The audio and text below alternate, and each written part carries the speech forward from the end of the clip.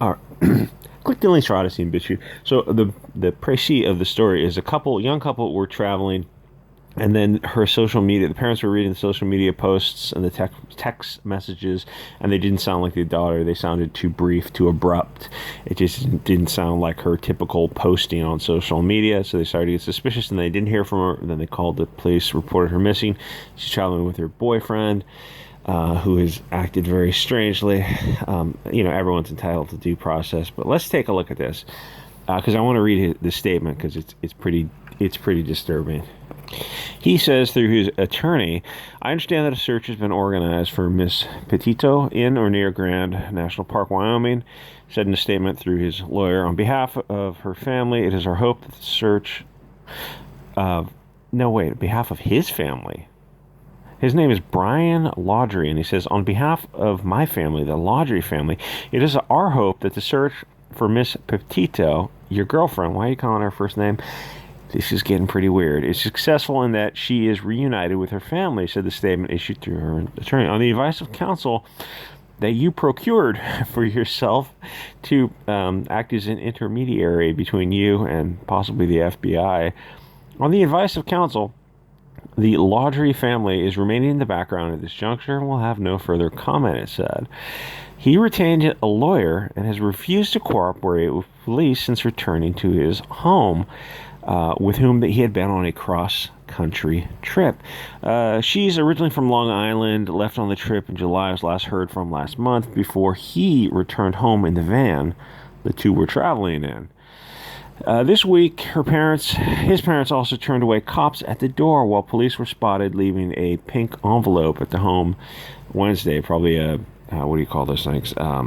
A person of interest trying to procure a witness testimony. We talked to the parents who did not make him available. On Tuesday, his mom and dad were seen returning to the home, blah, blah, blah, and they're still mum about the case. Picture of the smiling, happy couple, and picture of him, I almost said suspect. Person of interest is probably the legally accurate term. So messages were sent sporadically from Gabby's phone to her mother between August, and her mom isn't sure it's her, family friend says, because it didn't sound like her social media posts. After August 30th, Gabby's parents weren't able to get in contact with Gabby or her fiance. Her fiance's mother also was not responding to any phone calls. That's pretty suspicious. I mean, everyone's entitled to due process. That's pretty weird. Police have said they've not been able to speak directly to him, who has since returned to his home. He returned home alone. Very weird when you wouldn't want to immediately call the police yourself and cooperate with the police yourself. And if I can go out on a limb here without risking a defamatory statement of fact, I'm guessing he's got some mental health issues. And that's kind of what's going on behind the scenes here. It's just a guess, an opinion. And here's where his behavior gets really strange. They're begging him to talk to the police. You got a missing girlfriend. Why wouldn't you talk to the police and say specifically what were the circumstances when she went missing? Where did you last see her? What happened? Immediately retaining an attorney. It's like, you're a person of interest in a missing persons case. You're the last person to see her. Of course, you're the main suspect. You're the person of interest. But most people are going to be like, my girlfriend, my fiance is missing. Stop right here. Call the police. Call the FBI. Call a rescue team. Get the dogs out. Start searching for her. Cooperate with them to find your girlfriend.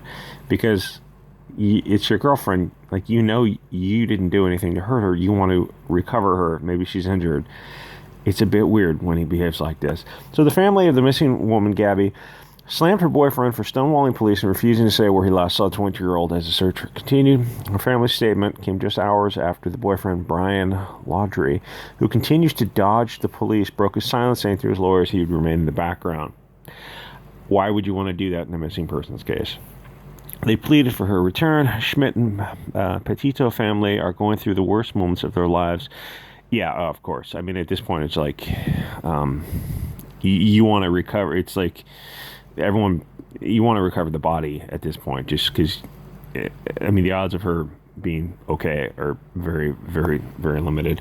Brian is refusing to tell Gabby's family or the police where he last saw her, the statement said. He's also refusing to explain why he left her pretty little blonde girl all alone and drove her van to Florida? These are critical questions that require immediate answers. I could tell you what I would do. Well, I guess I can't tell you on YouTube. I would extract the information from him.